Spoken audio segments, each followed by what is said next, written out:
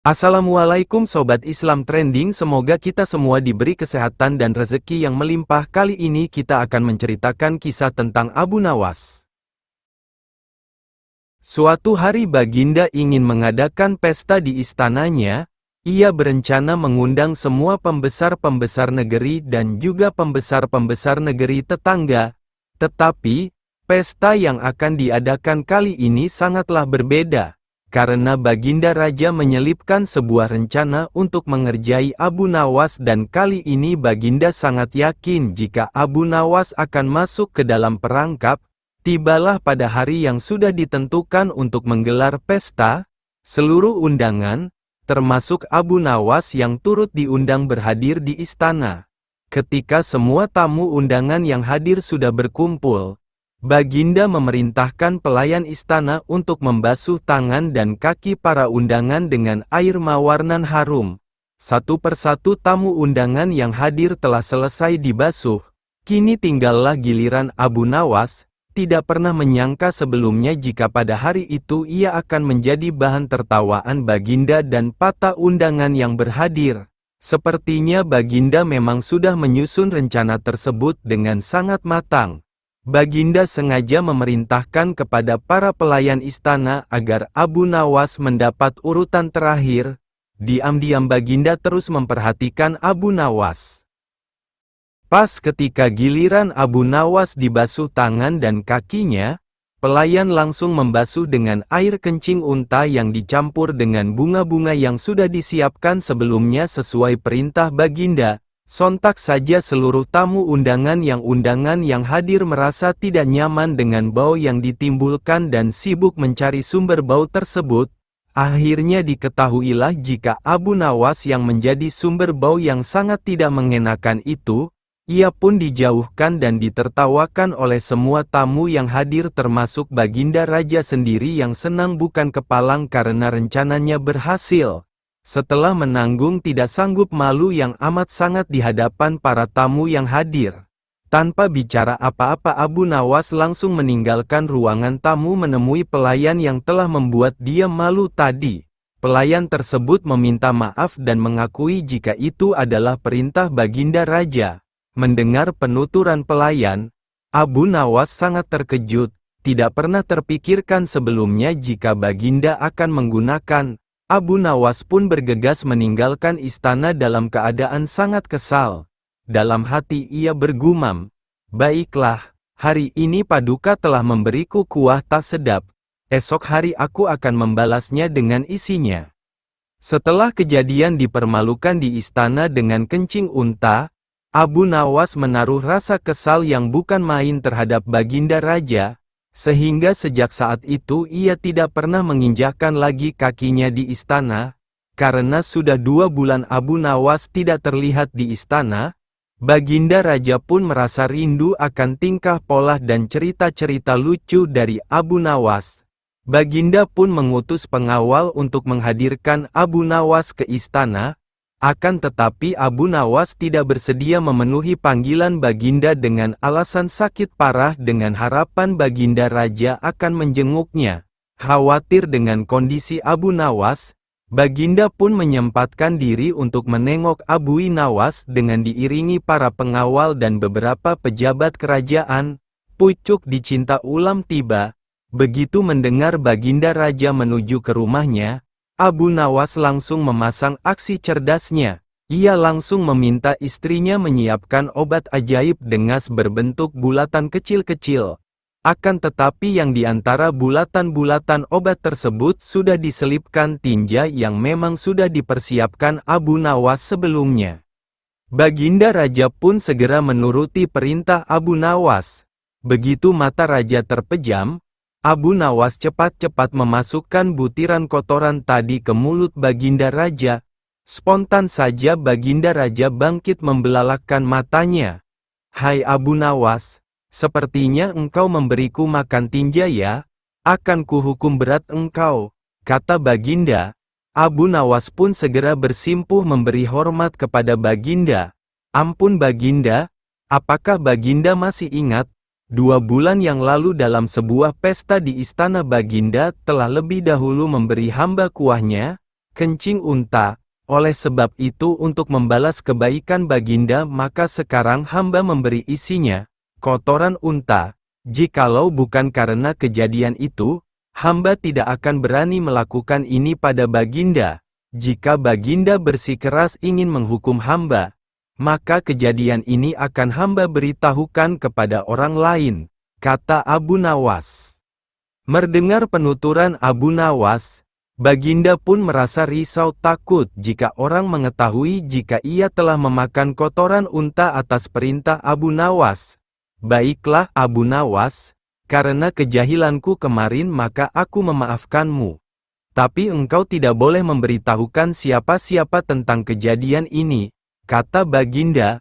Ampun Baginda, jika itu yang Baginda minta seperti itu, lain lagi ceritanya.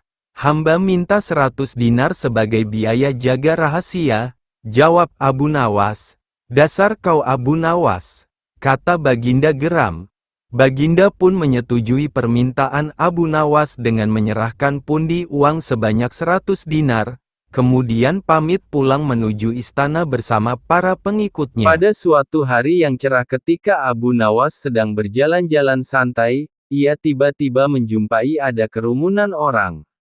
Ia pun merasa penasaran dan kemudian bertanya kepada seseorang di sana.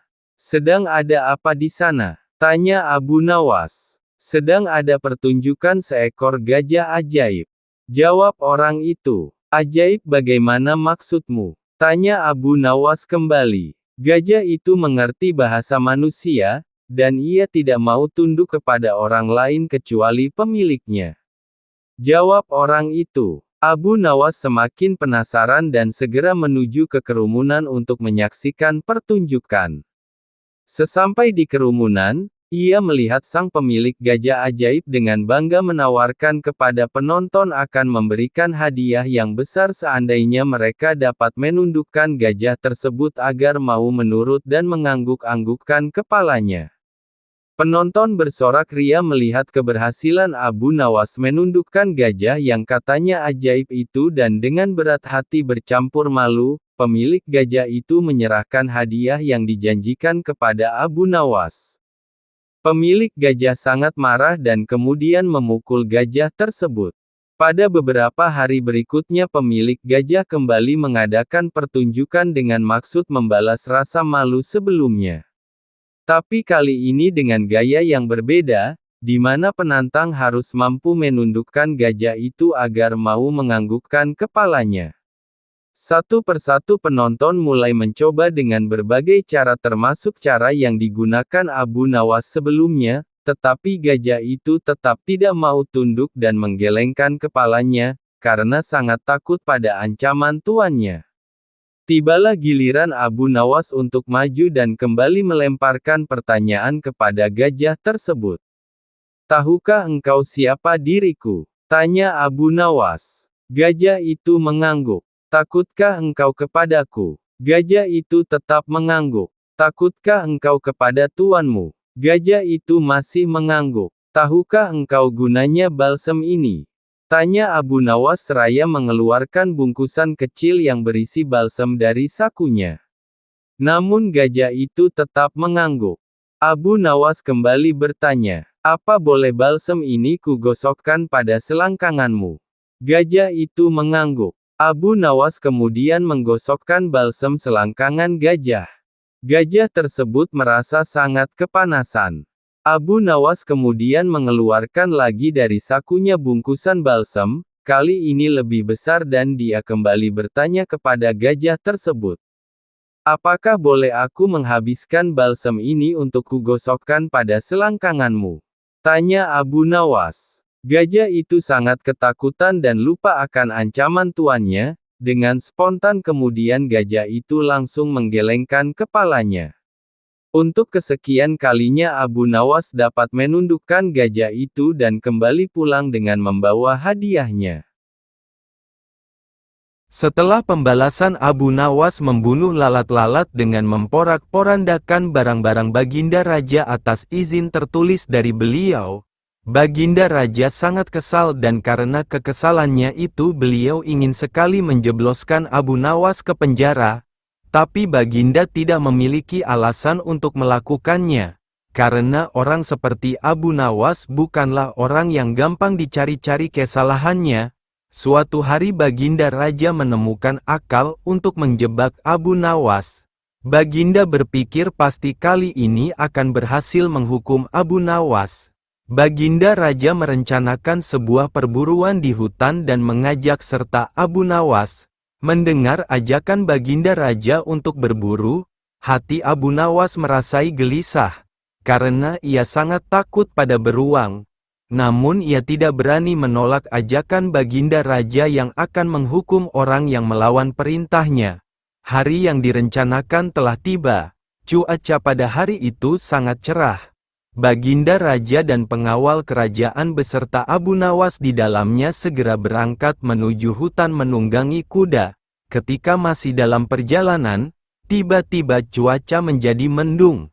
Baginda Raja kemudian memanggil Abu Nawas untuk menghadapnya.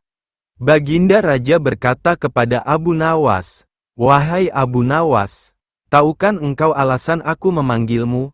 Tanya Baginda. "Ampun Baginda Raja, hamba belum mengetahuinya," jawab Abu Nawas. Baginda Raja kemudian kembali menyambung perkataannya, "Cuaca tiba-tiba mendung, mungkin akan segera turun hujan dan hutan masih amat jauh, sedang kita harus berkumpul di tempat peristirahatan pada waktu makan siang. Engkau akan kuberi seekor kuda yang lamban, aku dan para pengawalku akan menunggang kuda yang cepat. Tapi bila hujan turun kita harus bisa menghindari agar pakaian kita tidak basah. Kita harus melakukan dengan cara kita sendiri. Sekarang mari kita berpencar," titah Raja kepada Abu Nawas. Abu Nawas pun segera menunggangi kuda yang lamban dan ia tertinggal di belakang. Abu Nawas merasa kecewa. Namun ia sudah menyadari jika Baginda Raja ingin menjebaknya dengan mencari-cari kesalahannya. Sebab jika ia tidak bisa melaksanakan titah Baginda maka ia akan mendapatkan hukuman. Mungkin ia akan dijebloskan ke penjara, karena itulah alasan Baginda Raja mengajaknya. Mungkin untuk pembalasan atas penghancuran barang-barang Baginda yang ia lakukan, pikirnya. Hujan tiba-tiba turun, Baginda Raja dan pengawalnya segera memacu kuda mereka yang cepat menuju tempat berteduh sementara. Namun hujan yang begitu lebat tidak bisa dihindari, mereka sudah lebih dulu basah kuyup sebelum tiba di tempat berteduh. Akhirnya ketika waktu makan siang tiba, berangkatlah Baginda Raja dan pengawalnya untuk makan siang menuju tempat peristirahatan mereka dengan pakaian yang masih basah. Akan tetapi belum lama mereka sampai di sana menyusullah Abu Nawas dengan kuda lambannya. Baginda Raja dan pengawalnya dibuat bingung melihat Abu Nawas yang menyusul begitu cepat dan dengan pakaian yang masih kering. Mereka heran atas hal yang mereka anggap mustahil, tapi bisa dilakukan Abu Nawas. Pada hari berikutnya Baginda Raja memberikan Abu Nawas seekor kuda yang cepat larinya, sedang beliau beserta pengawalnya menunggangi kuda yang lamban. Setelah mereka berpencar, cuaca pun tiba-tiba menjadi mendung dan hujan segera turun. Baginda Raja dan pengawalnya basah kuyup tidak bisa menghindari hujan karena kuda tunggangan mereka sangat lamban. Abu Nawas segera memacu kudanya cepatnya menuju tempat peristirahatan dan ia lebih dulu sampai di sana dari rombongan Baginda Raja. Ketika Baginda dan pengawalnya tiba dengan pakaian yang masih basah, mereka pun semakin bingung dan penasaran melihat Abu Nawas yang masih kering bajunya. Baginda Raja yang sudah sangat penasaran langsung bertanya kepada Abu Nawas. "Wahai Abu Nawas, aku sangat penasaran bagaimana kamu bisa menghindari hujan. Sebab meski kita terpencar ketika hujan datang kita masih sama-sama dalam perjalanan dan engkau sama sekali tidak basah. Begitu juga ketika kami menunggangi kuda yang cepat, akan tetapi kami tetap tidak bisa mencapai tempat berteduh. Apalagi dengan tunggangan yang lamban ini tentu saja akan membuat kami kebasahan." Abu Nawas tersenyum mendengar pertanyaan Baginda yang sudah sangat penasaran padanya.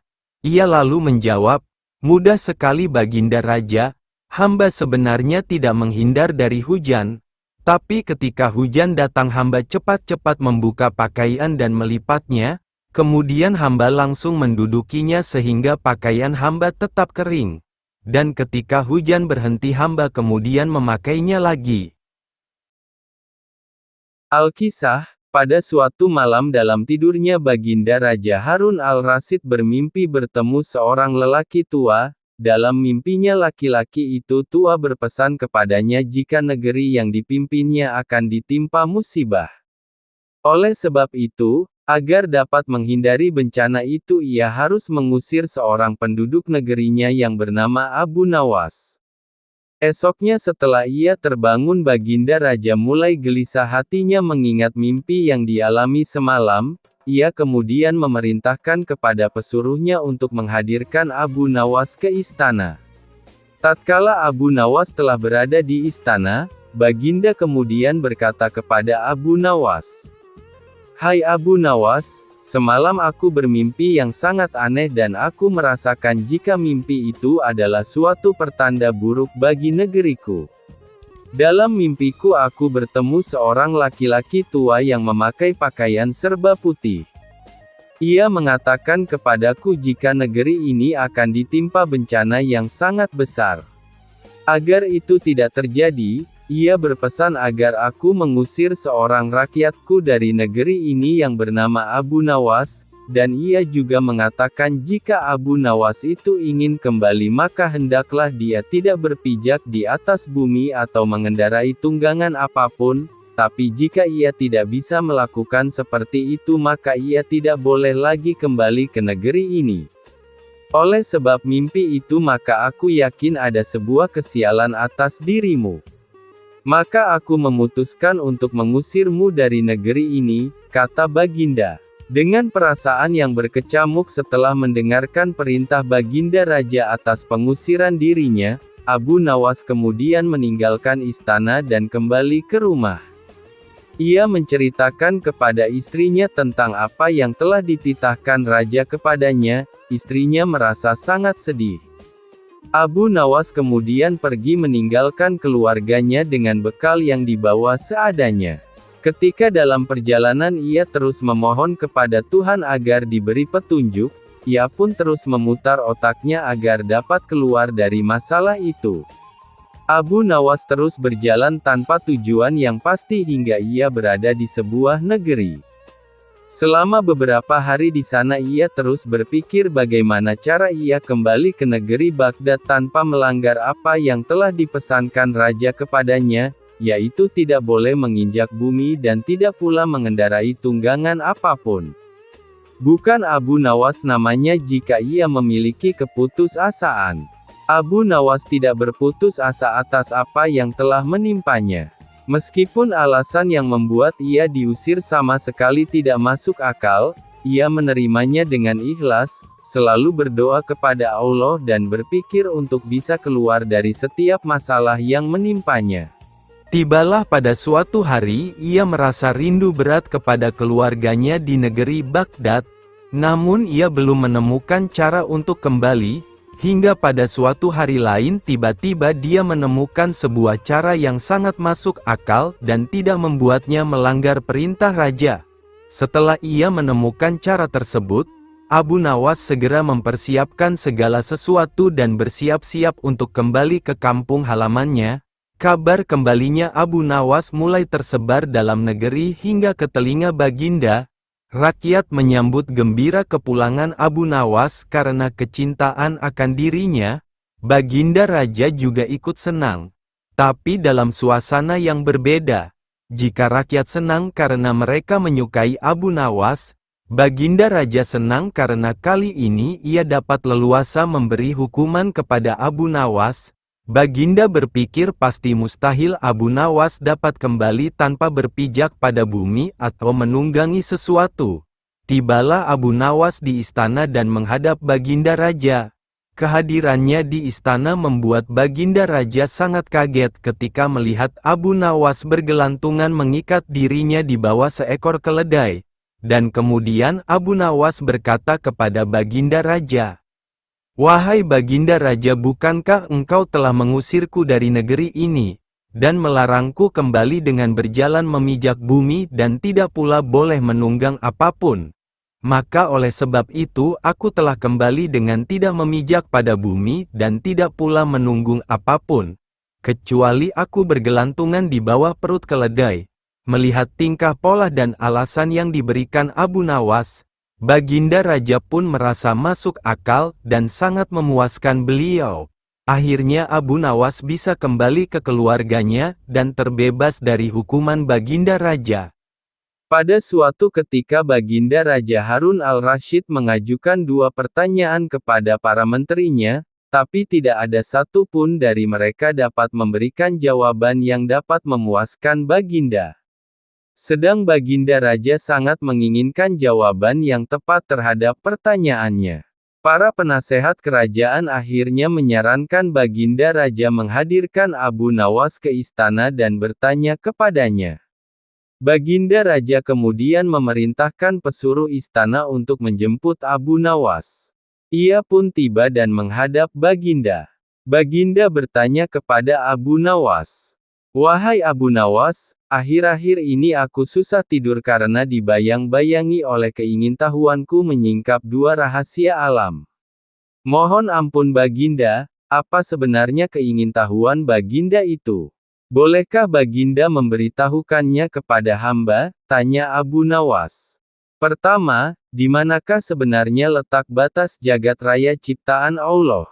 Baginda mulai mengutarakan pertanyaannya. Abu Nawas menjawab, "Di dalam pikiran, wahai Baginda, Baginda yang mulia, sesungguhnya ketidakterbatasan itu ada karena keterbatasan, dan keterbatasan itu ada di dalam pikiran manusia. Oleh sebab itu, kita tidak akan mengetahui di mana letak batas jagat raya ciptaan Allah, karena sesuatu dengan keterbatasan tidak dapat melampaui ketidakterbatasan."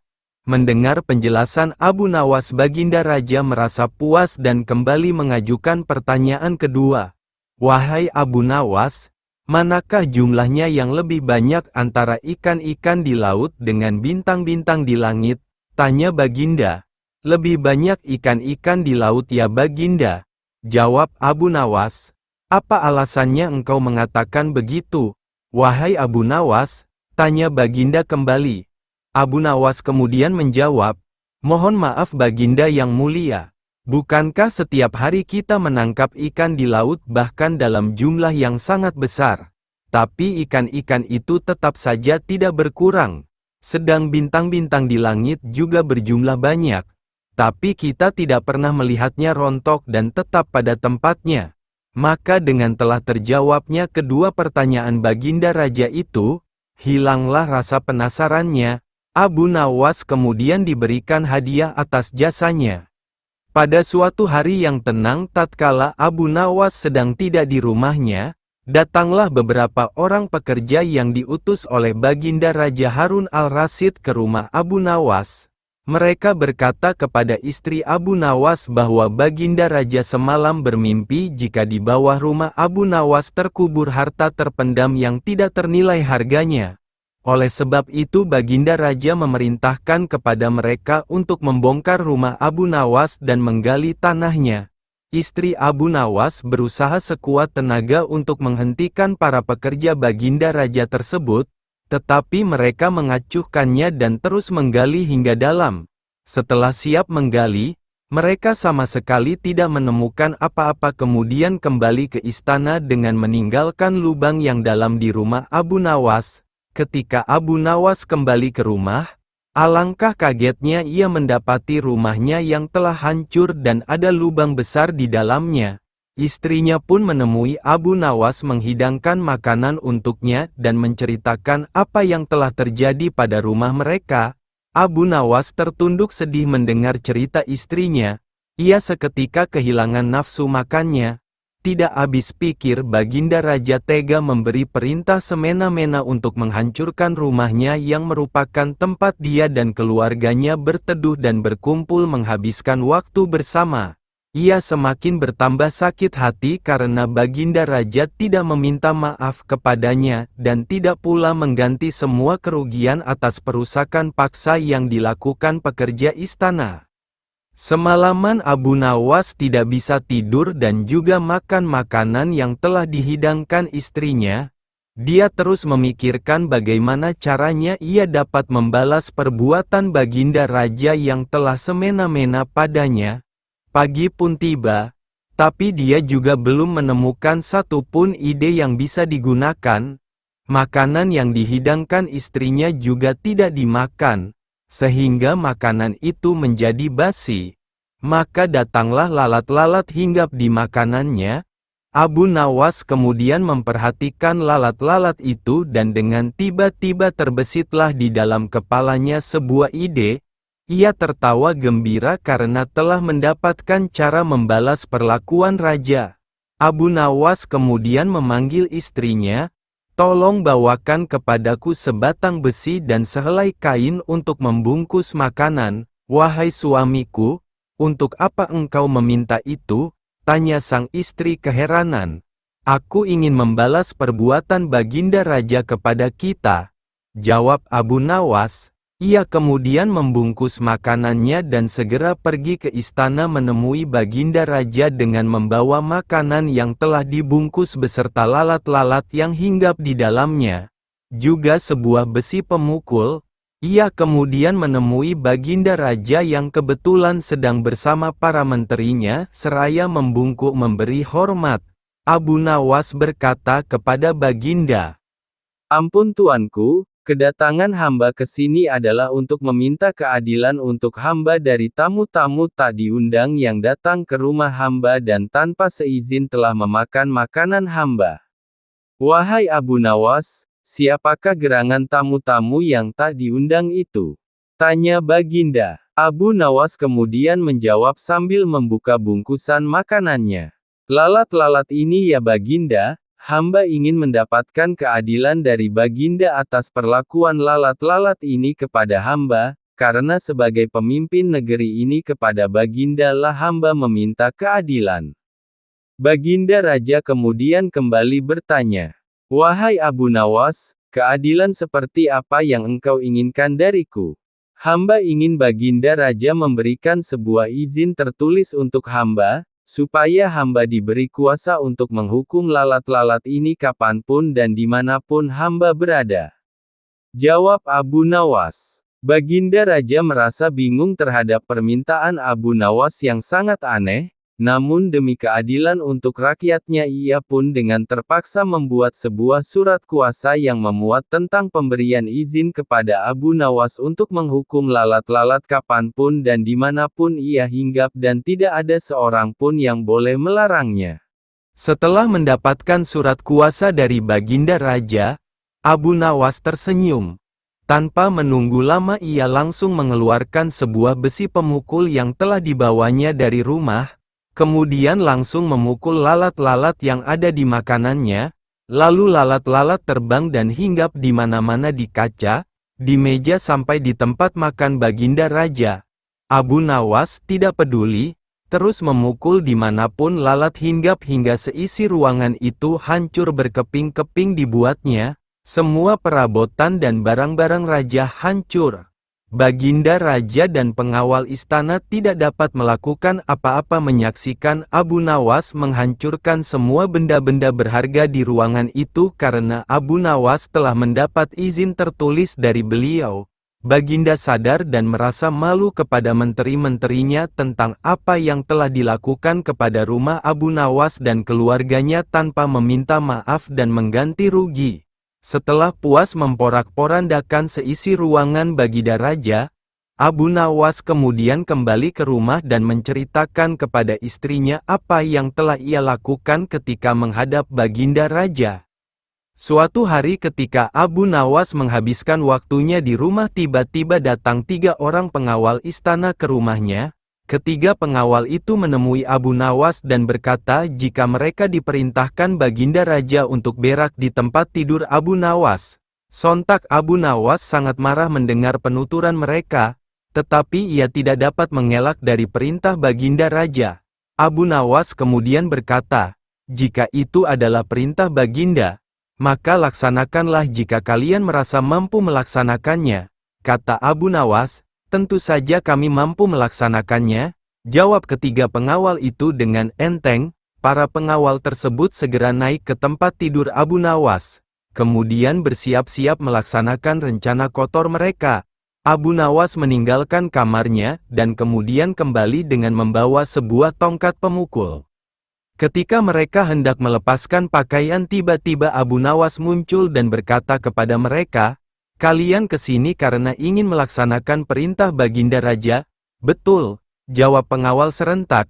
"Jika begitu, aku akan mengawasi kalian," kata Abu Nawas. "Baginda Raja hanya memerintahkan kalian untuk berak di tempat tidurku, akan tetapi tidak mengatakan kalian harus kencing juga. Oleh sebab itu, jika kalian kencing aku akan memukul pantat kalian dan akan melaporkan kepada Baginda bahwa kalian tidak bisa menjalankan perintah," lanjut Abu Nawas. Mendengar perkataan Abu Nawas, wajah mereka menjadi ragu dan saling memandang satu sama lain. Para pengawal itu kemudian berkata kepada Abu Nawas, "Jika begitu, kami tidak akan sanggup menjalankan perintah Baginda Raja." Para pengawal kemudian membatalkan niatnya untuk berak di tempat tidur Abu Nawas. Kemudian datanglah seorang kepercayaan Baginda Raja menemui Abu Nawas. Ia berkata kepada Abu Nawas, "Wahai Abu Nawas, aku sudah tahu apa yang terjadi antara engkau dan ketiga pengawal ini.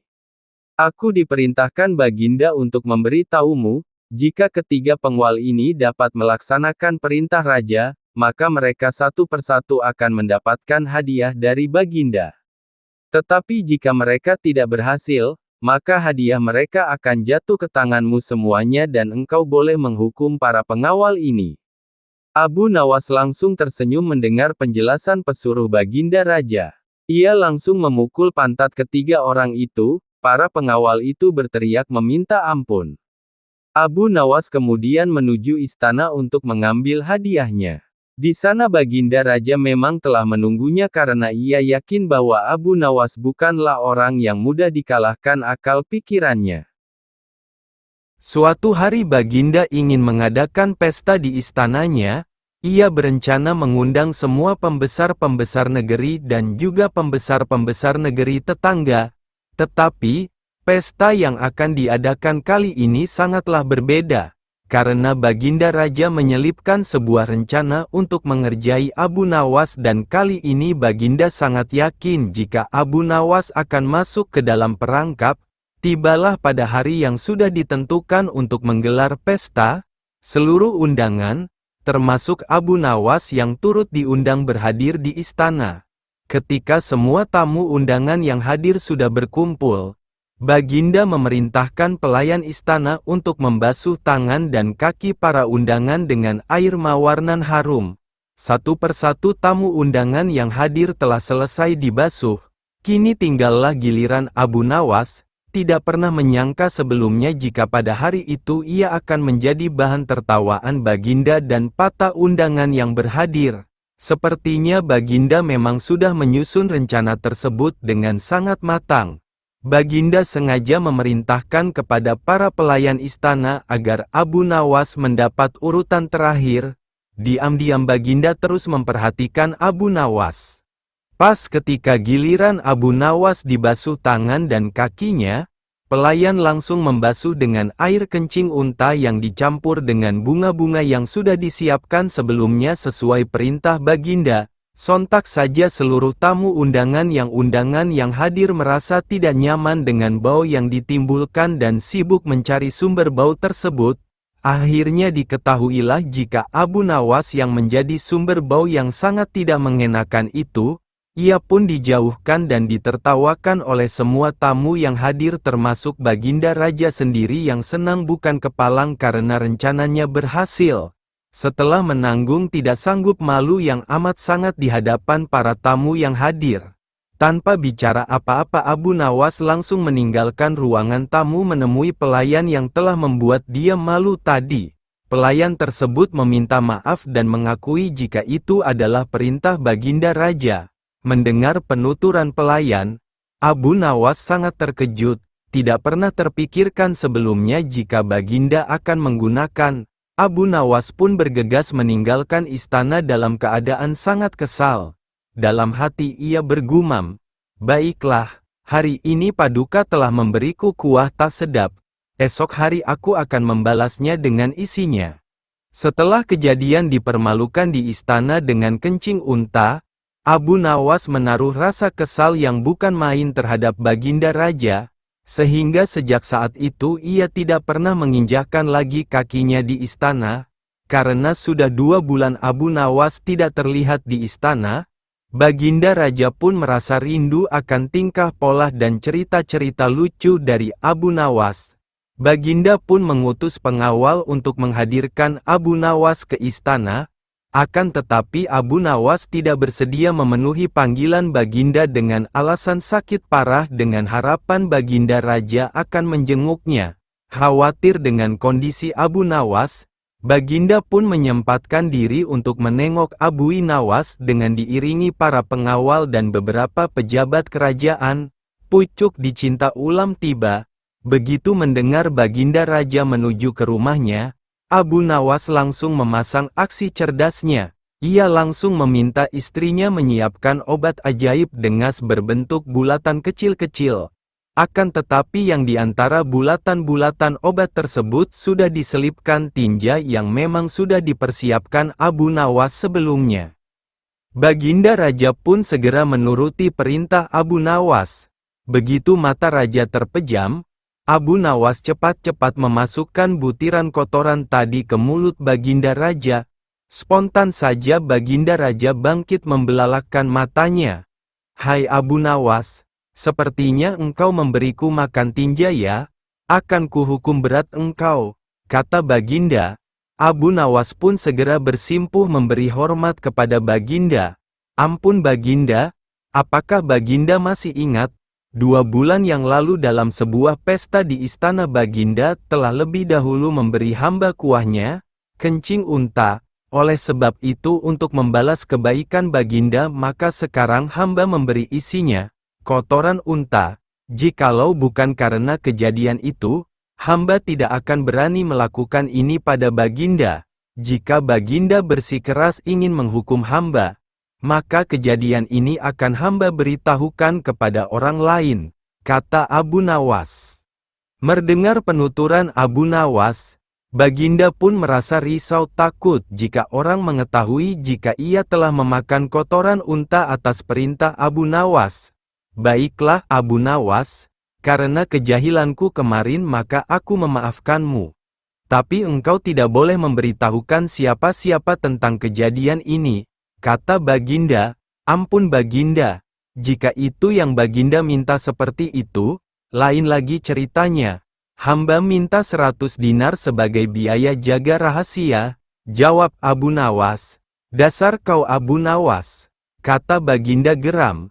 Baginda pun menyetujui permintaan Abu Nawas dengan menyerahkan pundi uang sebanyak 100 dinar, kemudian pamit pulang menuju istana bersama para pengikutnya. Suatu hari, beberapa orang kawan-kawan Abu Nawas merencanakan sebuah perjalanan wisata ke hutan. Agar perjalanan tidak menjadi membosankan, diajaklah Abu Nawas untuk ikut serta. Setelah menemui kata sepakat, berangkatlah mereka beramai-ramai ke rumah Abu Nawas. Sesampainya di rumah Abu Nawas, mereka pun menceritakan maksud dan tujuan kedatangan mereka. Abu Nawas setuju dengan ajakan mereka dan mereka pun langsung berangkat dengan menunggangi keledai masing-masing. Sambil sesekali bercanda ria, tidak terasa perjalanan sudah jauh dari pemukiman penduduk. Tibalah mereka di pertigaan jalan yang sunyi dan tidak ada siapapun di sana selain mereka sendiri. Mereka pun berhenti. Di pertigaan jalan itu, mereka mulai ragu-ragu, karena ada 2 jalan yang menuju ke hutan. Yang satu jalan menuju hutan wisata dan satunya lagi jalan menuju hutan rimba yang penuh dengan binatang buasnya. Sebagai seorang yang bijak, Abu Nawas menyarankan untuk tidak meneruskan perjalanan. Karena bila salah pilih jalan maka bahaya yang akan mengancam. Tetapi salah seorang dari mereka tiba-tiba berkata, "Aku mempunyai 2 orang sahabat yang tinggal dekat semak-semak sebelah sana. Mereka adalah saudara kembar identik. Tidak ada seorang pun yang bisa membedakan keduanya karena rupa mereka begitu mirip. Tapi perbedaan mereka, yang satu selalu berkata jujur, sedangkan yang lainnya selalu berkata bohong. Dan mereka adalah orang-orang aneh karena mereka hanya mau menjawab satu pertanyaan saja. Apakah engkau bisa mengenali salah satu dari mereka yang selalu berkata benar?" tanya Abu Nawas. "Tidak," jawab kawan Abu Nawas singkat. "Baiklah, kalau begitu kita beristirahat sejenak," usul Abu Nawas. Mereka pun beristirahat sambil menyantap bekal yang sudah disediakan. Seusai makan mereka berangkat menuju ke rumah yang dihuni 2 orang kembar bersaudara itu.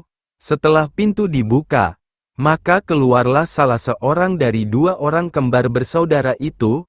"Maaf, aku sangat sibuk hari ini. Engkau hanya boleh mengajukan satu pertanyaan saja, tidak boleh lebih," katanya. Kemudian Abu Nawas menghampiri orang itu dan berbisik. Orang itu pun juga menjawab dengan cara berbisik pula kepada Abu Nawas. Abu Nawas mengucapkan terima kasih dan segera mohon diri. "Hutan yang kita tuju melewati jalan sebelah kanan," kata Abu Nawas mantap kepada kawan-kawan. "Bagaimana kau bisa memutuskan harus menempuh jalan sebelah kanan? Sedangkan kita tidak tahu apakah orang yang kita tanya itu orang yang selalu berkata benar atau yang selalu berkata bohong," tanya salah seorang dari mereka. "Karena orang yang kutanya menunjukkan jalan yang sebelah kiri," kata Abu Nawas. Karena masih belum mengerti juga, maka Abu Nawas menjelaskan. "Tadi aku bertanya, apa yang akan dikatakan saudaramu bila aku bertanya jalan yang mana yang menuju hutan yang indah? Bila jalan yang benar itu sebelah kanan dan bila orang itu kebetulan yang selalu berkata benar, maka ia akan menjawab, jalan sebelah kiri, karena ia tahu saudara kembarnya akan mengatakan jalan sebelah kiri sebab saudara kembarnya selalu berbohong. Bila orang itu kebetulan yang selalu berkata bohong, maka ia akan menjawab, jalan sebelah kiri, karena ia tahu saudara kembarnya akan mengatakan jalan sebelah kiri sebab saudara kembarnya selalu berkata benar." Mendengar penjelasan Abu Nawas, barulah kawan-kawan mengerti. Mereka pun segera berangkat menuju hutan wisata tujuan mereka.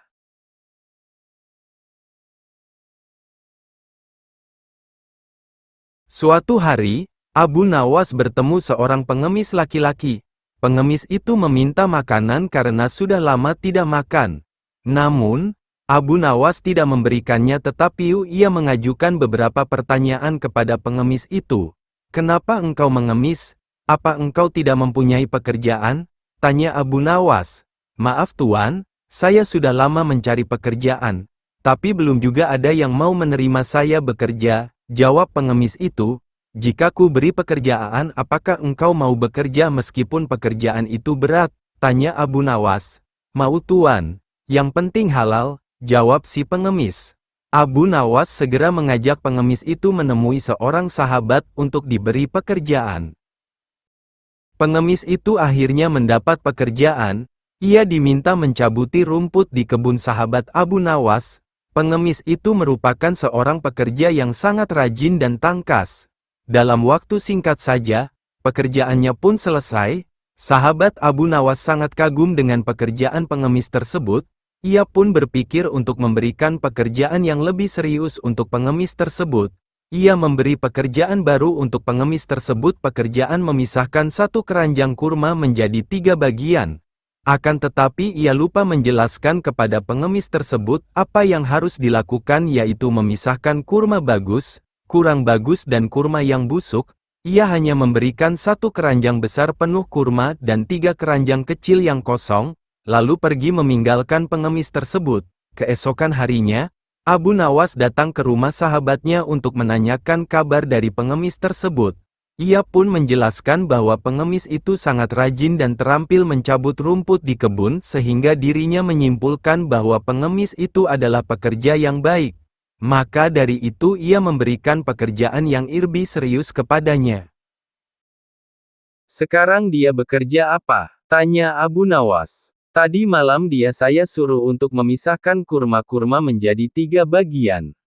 Mari kita ke sana untuk melihatnya. Tentu sudah selesai pekerjaannya itu, kata sahabat. Tidak lama kemudian, keduanya pun sangat kaget ketika melihat pengemis itu tidur dengan pulas, sedang pekerjaan yang diperintahkan sama sekali tidak dikerjakan. Sahabat Abu Nawas merasa kesal dan segera membangunkan si pengemis tersebut.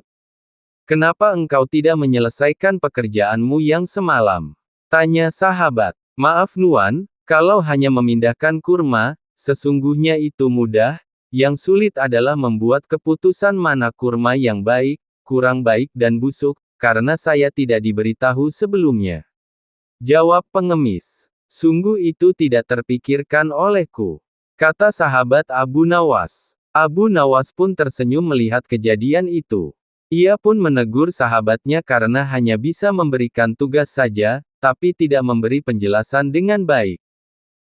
Suatu ketika, Abu Nawas berkeinginan ingin menunjukkan sesuatu kepada Baginda Raja Harun ar-Rasyid.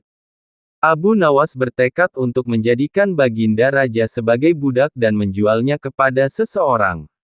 Hal ini dilakukan Abu Nawas tidak lain adalah agar Baginda Harun al-Rasyid dapat mengetahui jika di negerinya masih terdapat praktek jual beli manusia yang dijadikan budak.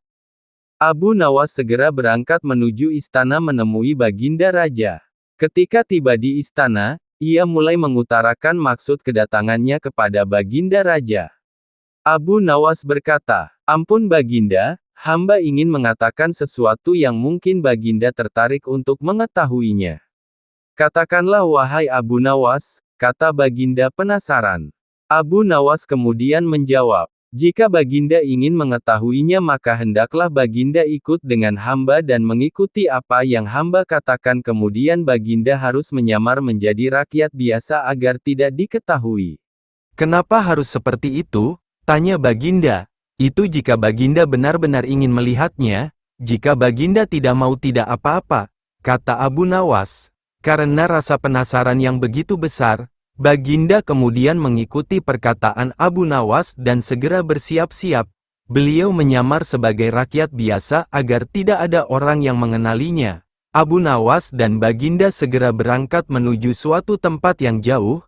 Setibanya di sebuah hutan, Abu Nawas mengajak Baginda untuk beristirahat di bawah sebatang pohon dan meminta Baginda agar menunggunya di sana. Sementara itu Abu Nawas pergi ke suatu tempat yang tidak begitu jauh menemui seorang badui yang bekerja sebagai tukang jual beli budak.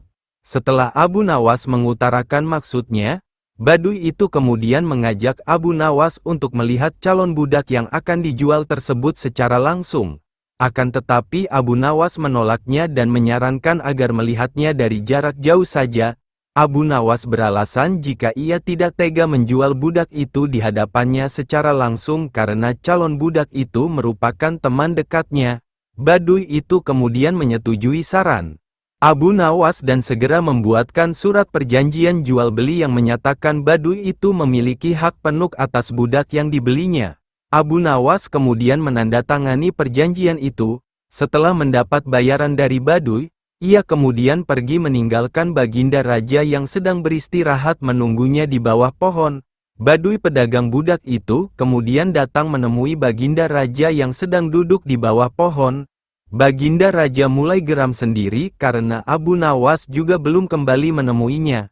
Tiba-tiba muncul di depannya seorang asing yang sama sekali tidak ia kenali.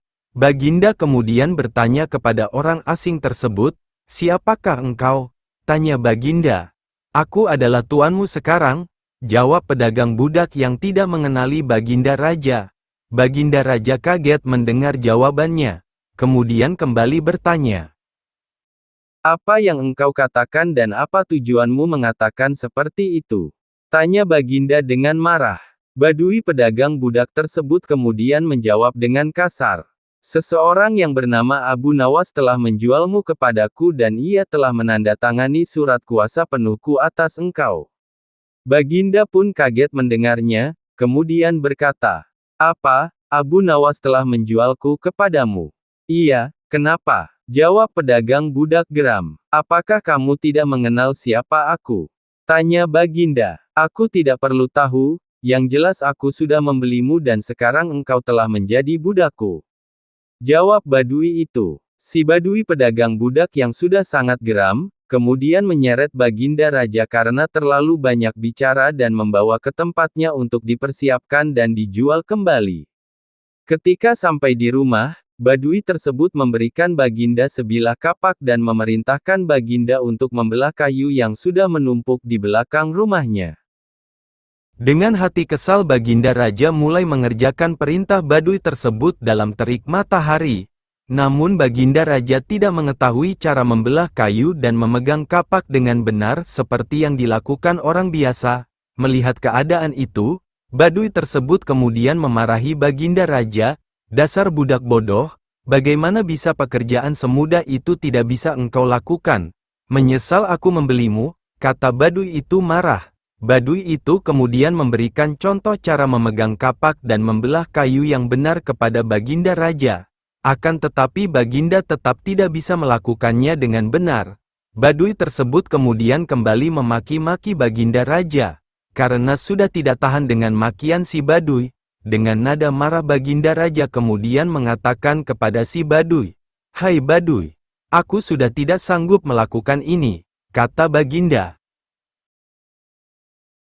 Mendengar budaknya yang tidak patuh, Badui tersebut marah dan memukuli Baginda Raja hingga terjatuh.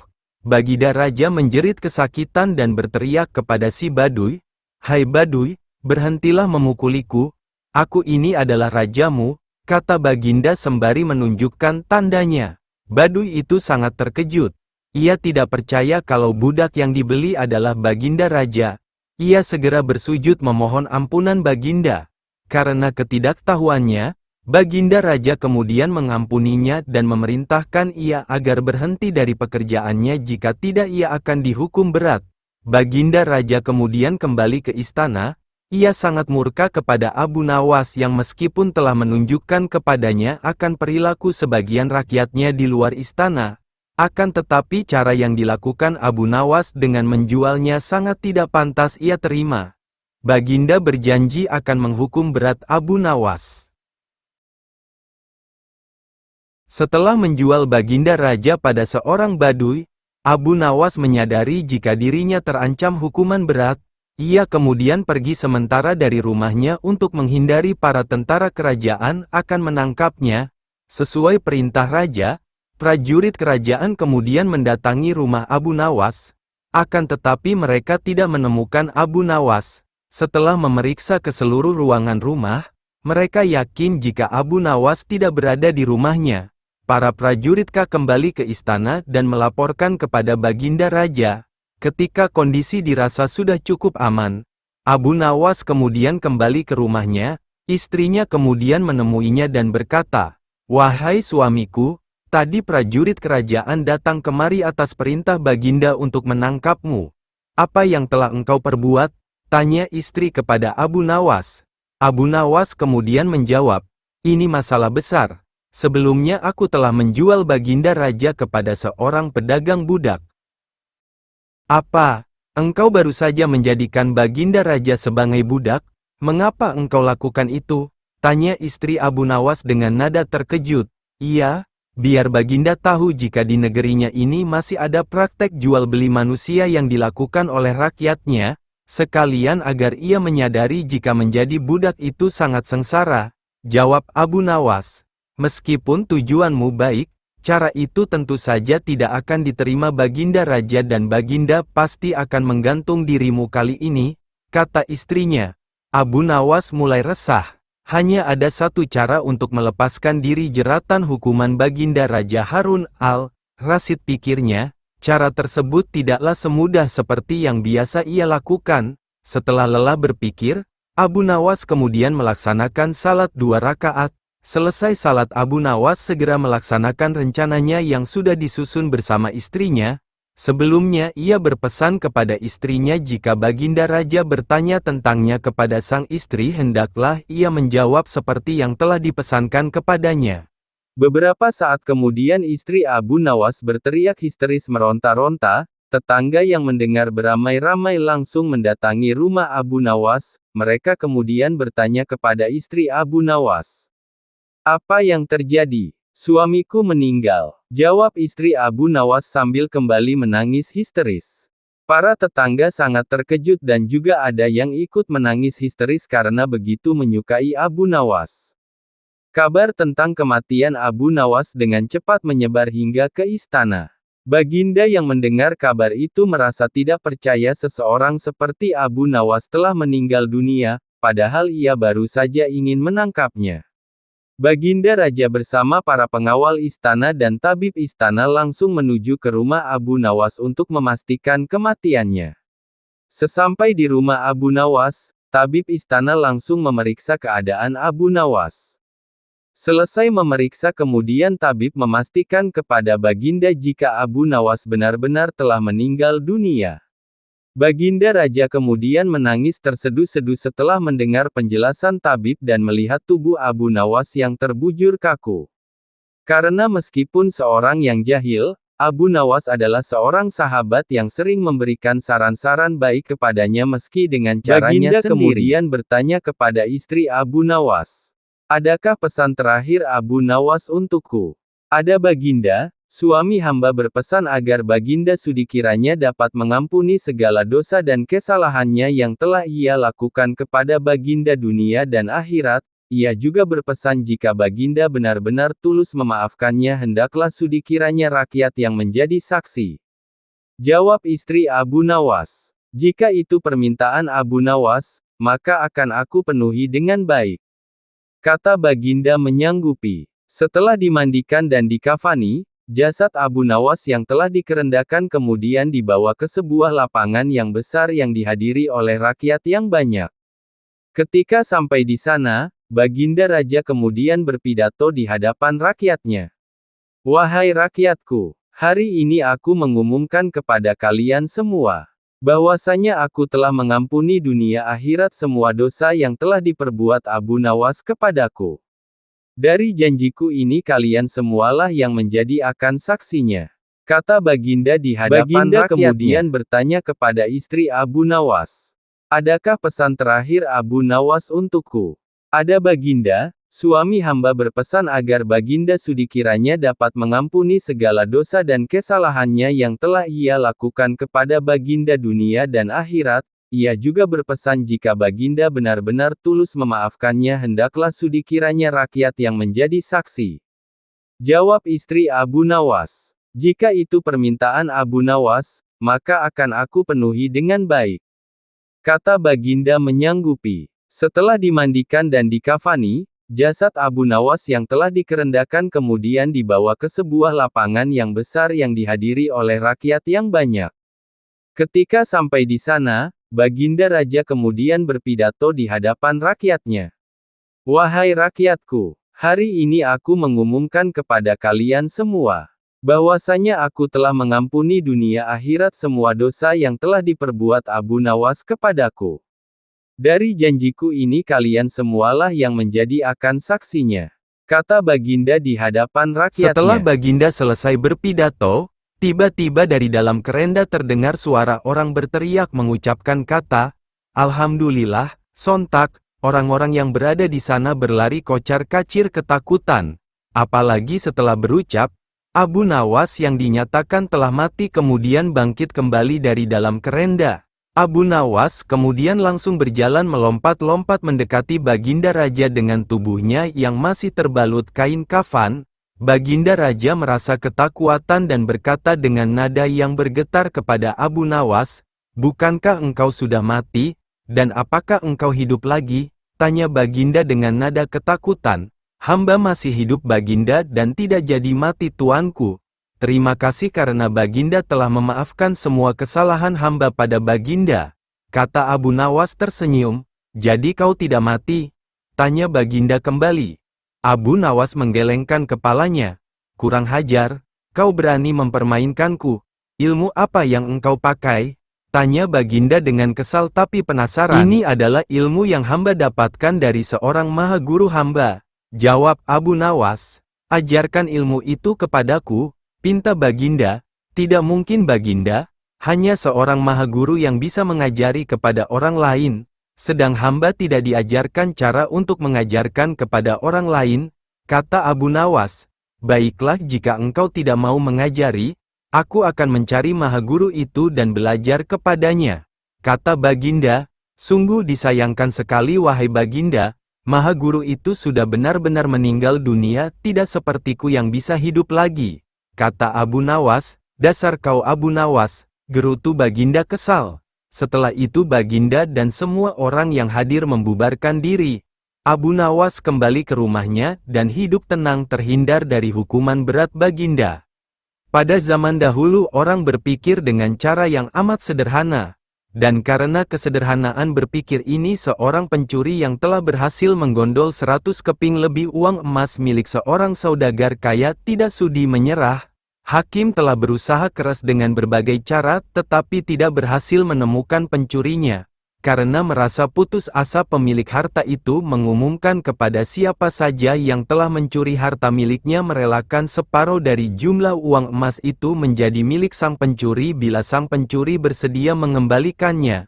Tetapi pencuri itu malah tidak berani menampakkan bayangannya. Kini kasus itu semakin rumit tanpa penyelesaian yang jelas. Maksud baik saudagar kaya itu tidak mendapat tanggapan-tanggapan yang sepantasnya dari sang pencuri. Maka tidak bisa disalahkan jika saudagar itu mengadakan sayembara yang berisi barang siapa yang berhasil menemukan pencuri uang emasnya, ia berhak sepenuhnya memiliki harta yang dicuri. Tidak sedikit orang yang mencoba tetapi semuanya kandas. Sehingga pencuri itu bertambah merasa aman tenteram karena ia yakin jati dirinya tak akan terjangkau. Yang lebih menjengkelkan adalah ia berpura-pura mengikuti sayembara. Tidak berlebihan bila dikatakan bahwa menghadapi orang seperti ini bagaikan menghadapi jin. Mereka tahu kita, sedang kita tidak. Seorang penduduk berkata kepada hakim tersebut, "Mengapa Tuan Hakim tidak minta bantuan Abu Nawas saja? Bukankah Abu Nawas sedang tidak ada di tempat?" Kata hakim itu balik bertanya. "Kemana dia?" Tanya orang itu. "Ke Damaskus," jawab hakim. "Untuk keperluan apa?" Orang itu ingin tahu. "Memenuhi undangan pangeran negeri itu," kata hakim. "Kapan ia kembali?" Tanya orang itu lagi. "Mungkin 2 hari lagi," jawab hakim. Kini harapan tertumpu sepenuhnya di atas pundak Abu Nawas. Pencuri yang selama ini merasa aman sekarang menjadi resah dan tertekan. Ia merencanakan meninggalkan kampung halaman dengan membawa serta uang emas hasil curiannya. Tetapi ia membatalkan niat karena dengan menyingkir keluar daerah sama halnya dengan membuka topengnya sendiri. Ia lalu bertekad tetap tinggal apapun yang akan terjadi. Abu Nawas telah kembali ke Baghdad karena tugasnya telah selesai. Abu Nawas menerima tawaran mengikuti sayembara menemukan pencuri uang emas. Hati pencuri uang emas itu tambah berdebar tak karuan mendengar Abu Nawas menyiapkan siasat. Keesokan harinya semua penduduk dusun diharuskan berkumpul di depan gedung pengadilan. Abu Nawas hadir dengan membawa tongkat dalam jumlah besar. Tongkat-tongkat itu mempunyai ukuran yang sama panjang. Tanpa berkata-kata Abu Nawas membagi-bagikan tongkat-tongkat yang dibawa dari rumahnya. Setelah masing-masing mendapat 1 tongkat, Abu Nawas berpidato, "Tongkat-tongkat itu telah aku mantrai. Besok pagi kalian harus menyerahkan kembali tongkat yang telah aku bagikan. Jangan khawatir, tongkat yang dipegang oleh pencuri selama ini menyembunyikan diri akan bertambah panjang 1 jari telunjuk. Sekarang pulanglah kalian." Orang-orang yang merasa tidak mencuri tentu tidak mempunyai pikiran apa-apa. Tetapi sebaliknya, si pencuri uang emas itu merasa ketakutan. Ia tidak bisa memejamkan mata walaupun malam semakin larut. Ia terus berpikir keras. Kemudian ia memutuskan memotong tongkatnya sepanjang 1 jari telunjuk. Dengan begitu tongkatnya akan tetap kelihatan seperti ukuran semula. Pagi hari orang mulai berkumpul di depan gedung pengadilan. Pencuri itu merasa tenang karena ia yakin tongkatnya tidak akan bisa diketahui karena ia telah memotongnya sepanjang 1 jari telunjuk. Bukankah tongkat si pencuri akan bertambah panjang 1 jari telunjuk? Ia memuji kecerdikan diri sendiri karena ia ternyata akan bisa mengelabui Abu Nawas. Antrian panjang mulai terbentuk. Abu Nawas memeriksa tongkat yang dibagikan kemarin. Pada giliran si pencuri tiba, Abu Nawas segera mengetahui karena tongkat yang dibawanya bertambah pendek 1 jari telunjuk. Abu Nawas tahu pencuri itu pasti melakukan pemotongan pada tongkatnya karena ia takut tongkatnya bertambah panjang. Pencuri itu diadili dan dihukum sesuai dengan kesalahannya. 100 keping lebih uang emas kini berpindah ke tangan Abu Nawas. Tetapi Abu Nawas tetap bijaksana. Sebagian dari hadiah itu diserahkan kembali kepada keluarga si pencuri, sebagian lagi untuk orang-orang miskin dan sisanya untuk keluarga Abu Nawas sendiri.